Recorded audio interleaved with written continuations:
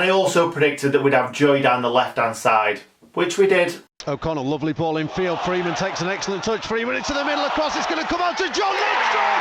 And John Lundstrom scores the Blades' first goal at home back in the Premier League. If you don't have a song, you may as well not go to the pub at all. Lads, lads, lads. Watch this.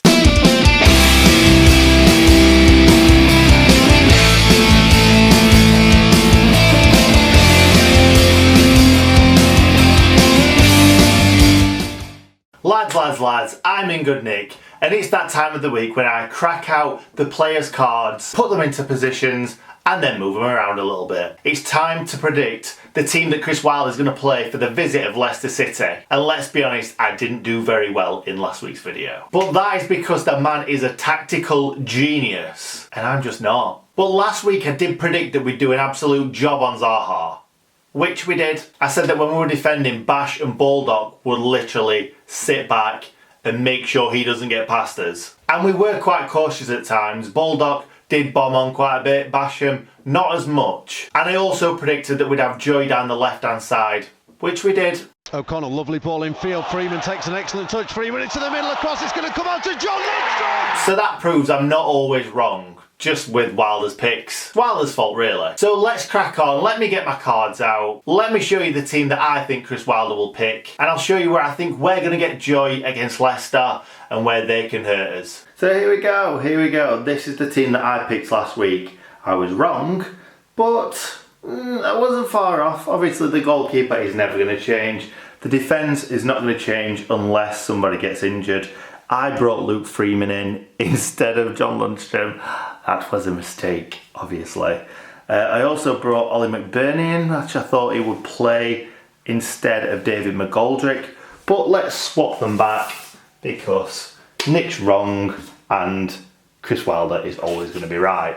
So there we go. This is it. This is how we started against Crystal Palace. John Fleck got injured really, really early, which wasn't great. However, Luke Freeman came in and had an absolute stormer. So I'm not going to say too much about Fleck because I can't remember much that he actually did in the game. He has had a slow start to the season. I'm sure he will pick up, and I'm sure we'll get more from him. I really do. However, George Baldock, absolutely excellent in that last game.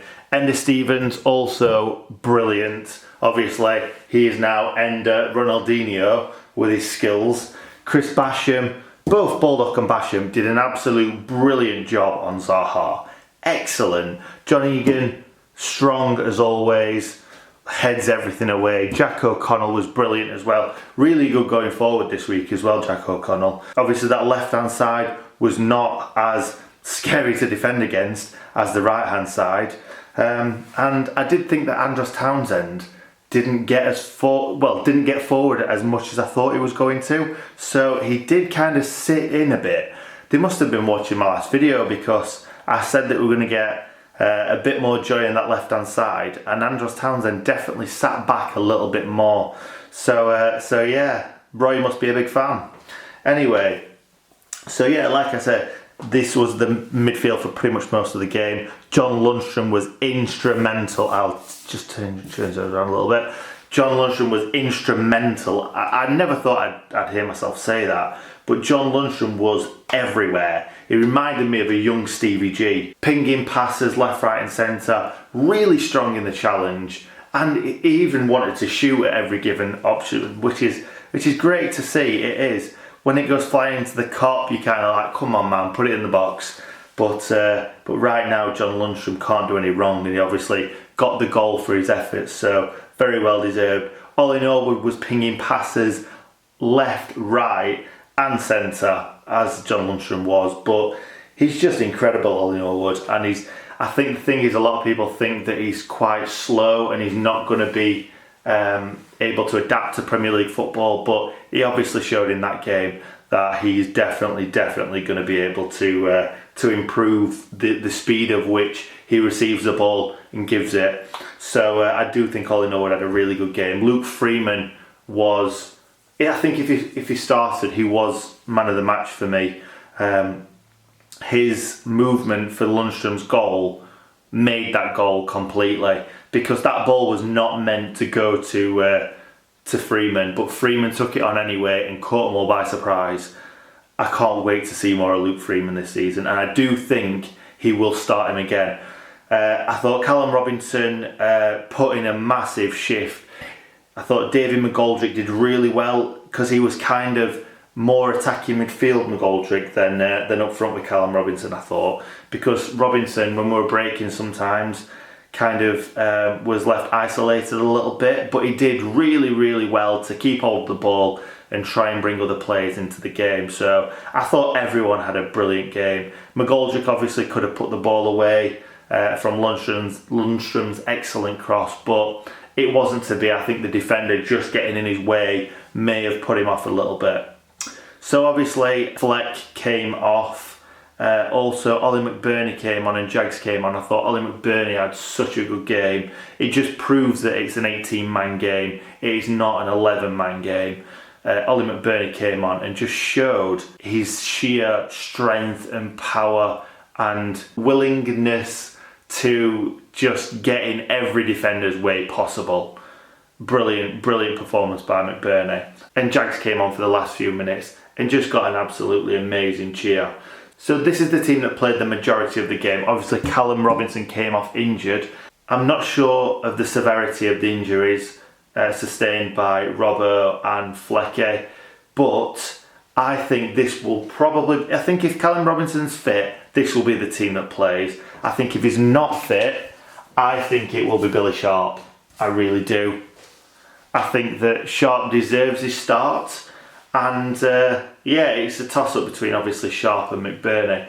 So we'll just see, we will see. I'm going to say Sharp just for now, just for this video. So in regards to Leicester, they haven't won all season, which is not a terrible thing. They've had 2 games, they've drawn 2 games. They've played 2 very good teams. They've played Wolves, who were obviously the surprise package last season, and Chelsea, which it's never easy to play Chelsea. Confidence does seem low and they will be dying for a win, which could work in our favour. However, against Chelsea in that second half, they were by far the better team away from home at Stamford Bridge and could have easily won the game. Vardy had a great chance that just went past the post and Maddison missed an absolute sitter. So they are playing well, but saying that, as I said, confidence is low and they'll be dying for a win. So in my opinion, unless Chilwell's fit, I think they'll play the same team. So it'll be Schmeichel in net, Pereira at right back, Evans and Soyuncu at centre back. I think that's how you say it anyway. Fuchs left back, and Ndidi and Chowdhury I think will sit. Then you've got Ayoze Perez and Tielemans, who will be just in front of those two, and then Maddison will be linking up with Vardy. So unless they underestimate us and try and play a few of the players to get him game time, then I think that is what they will play. I think as always they'll try and break as quickly as possible. They do seem to link up well in the midfield, but with Ayoze Perez being a newcomer and obviously Chowdhury not having too much experience, I don't think it's a well-oiled machine right now. However, it won't be long until they are. So I think this is probably a great time to play them. And like I said, they finished the game off really well against Chelsea, which will give them a lot of confidence. So starting from the back, I think Soyuncu and Johnny Evans probably work well as a partnership. Johnny Evans is that steady Eddie type of defender, head it, kick it. Soyuncu is more of a footballer. He reminds me of a David Luiz really. Picks the ball up from defence. He's that link between the defence and midfield. Gets it out wide, can spray a pass. But I do think he is a little bit dodgy. At times he may go wandering and he may jump into a challenge when he doesn't need to really. So I do think they work well together, but we could get some joy out of Soyuncu kind of going wandering, should we say, especially with our passing football. We might be able to bring him out a little bit. Then we've got Pereira, who is a really good right back for this league, really good. Gets up and down, good defender, really good attacker. So, I can't really see any faults with Pereira. Fuchs isn't as mobile, but he still is mobile for a big guy, don't get me wrong. He's great going forward, whipping those balls in. He can get some shots off as well too. I don't know how we're going to do this, but I do think we'll obviously play to our strengths. We'll try and do the wide overload as always. We might be able to catch Pereira out and Fuchs out, so we'll just see. I do think they will play quite defensive, and Didi and Chowdhury will try and get into this area, I do think. So when Lundstram, Baldock and Basham come to all kind of into play, I think they will have two men either that side when they're coming across. So I think that's how they'll try and nullify our attack. Obviously Tielemans is an excellent footballer, so it will be quite difficult to keep him at bay. Jose Perez also has shown very good qualities at Newcastle.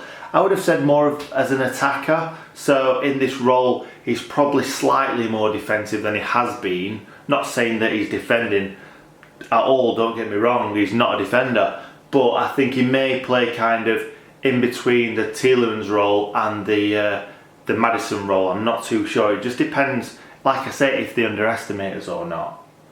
Then obviously you've got Maddison, who creates everything, pulls the strings, and he is the danger man for me. Him and Vardy are the danger men. They are excellent together.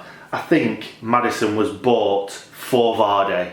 It feels like he was born for Vardy, because picking that ball up in that hole and playing a through ball through to Vardy will be sat on John Egan's shoulder all game, in my opinion. I think he'll be sat there waiting for that ball, or just to roll John Egan and get through, especially if we're not tight at the back, which I can't see us not being, because we were against Palace, we marked Zaha out of the game. So as long as we are kind of like this, as we have been, Vardy won't be able to get through. Quite like Palace didn't. However, Leicester are a completely different beast in my opinion. I think they're brilliant. I think they're really good, and I hope this is not the game where they all click perfectly, because they could score 2, 3, 4 goals. However, as we've been playing recently, really good defensive football. I can't see that happening. I really can't. I think how we're going to get joy, I think as always, Baldock down this wing, Basham helping him out. But again, I think Basham can't go too far forward. He needs to be disciplined like he was against Palace. So when we are getting forward and we've got men forward, Ollie can spray it out and then come and possibly sit in here and help out with I'm not saying right here, but obviously sit in case of a break situation. But like I said, for the defensive role, Basham will be there, Baldock will be there, Norwood and Lundstram will be in here. So that's how I think we're going to defend anyway. Obviously, as I always say, wide overloads is where we do damage. If Sharp is playing, Sharp will be the furthest man forward, trying to hold the ball up, which he did successfully last season in my opinion. I think Sharp was excellent at holding the ball up. He's got a lot better with age, definitely. And if Sharp does play, I think he can really do them some damage, sitting on the shoulder of Soyuncu. I think I've said that right. I keep having to pause before I say it, because I've not really heard his name being said that too much often. So I don't think he is a good enough replacement for Maguire, but time will tell. He might get better defensively. I do think he is a good footballer, but I think if Billy Sharp can hang on his shoulder, he can do the same thing as Vardy could do against us. So I think Sharp definitely needs to sit on Soyuncu, because he could come undone. And obviously David McGoldrick, when we are kind of defending, Luke Freeman, they will all sit there in front of the defence until we're away. And then we'll break with Lundstram. Obviously Baldock and Stevens will get down the wings as quickly as possible. But again, David McGoldrick will come into this area. He will play as an attacking midfielder, and either Sharp or Robinson or McBurney will obviously be that outlet. However, I do think he will play McGoldrick even if Callum Robinson is fit, because McGoldrick is that link. Luke Freeman had an absolute stormer against Palace, and the difference between Luke Freeman and Mark Duffy for me, and this pains me to say, because Mark Duffy is one of my favourite Sheffield United players of all time, but Luke Freeman can do this role excellently and come out left and come out wide like like what Duffy used to do, but also, as shown in the last game, he can also come into a flat 3 and battle and battle and battle. And the thing is with Duffy, he got stuck in, he tried his best, but I do think that Luke Freeman is more robust than Duffy. So Luke Freeman will get stuck in, he'll win that ball back, he'll break quickly, and as he showed against Palace, he can create stuff. So it's going to be a very exciting match either way. I think Leicester are probably one of my favourite teams in the Premiership, so I'm looking forward to seeing them play. Even though Vardy is a Sheffield Wednesday fan and played for Wednesday back in the day, and probably hates Sheffield United, I really like Vardy as a footballer. So if we can get some sort, I think a point out of this game would be excellent for us. But you never know, we could get 3, you never know. And then we go on to Chelsea. Chelsea not playing too well at the moment. Possible to get a point there as well, in my opinion. So it's definitely not all doom and gloom for the next couple of games. I think if we can play like we did against Palace again, and not give them too much space, not give the more influential players chance to create stuff, then we can definitely get something out of this game. Even if it's a 0-0, I'll be happy if it's a 0-0. Anyway, thank you very much for watching. I hope we don't finish 0-0, by the way. I really don't. I hope we can create some stuff and score some goals. Anyway, thank you very much for watching. Really do appreciate it. If you enjoyed this video, again, please pop a like on it. Also, let me know if you enjoyed it. If you enjoyed the video, hit the like button. And if my content is something that you might like to see more of in the future, hit the subscribe button with notifications turned on. Oh yeah, and stay good, Nick.